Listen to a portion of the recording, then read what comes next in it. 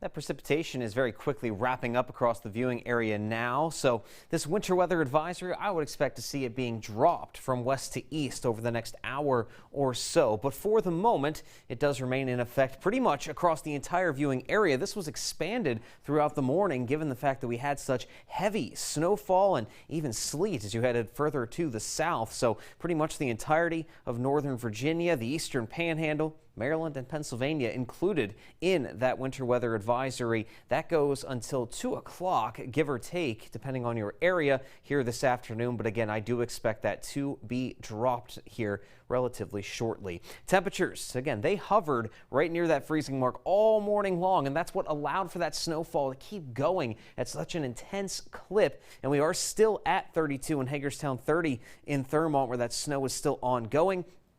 The temperatures are beginning to start to warm up now, at least above the freezing mark, and we should still at least hit those lower 40s later on this afternoon. But check it out. Again, this system had a lot of precipitation with it, and most of it fell in the form of that snowfall. If we zoom in a bit closer, you can see those darker blues popping up on the map here. Of course, the yellow, the higher reflectivities, that's a little bit of sleet mixing in with that snowfall. And again, we did have that mixing become a lot more prevalent as temperatures warmed up heading into the early afternoon. Still some precip over Montgomery, Frederick counties and closer to I-95, but for the most part, that snowfall and sleet has begun to wrap up across the rest of the viewing area, and we are looking to be in the clear now for the most part as we go into the afternoon. And a lot of that fresh snowfall will actually melt throughout the day as we get those temperatures above freezing. With sunshine slowly returning tomorrow, we'll enhance that melting even more so. And then temperatures, they're on the warming trend. We'll hit the 50s tomorrow,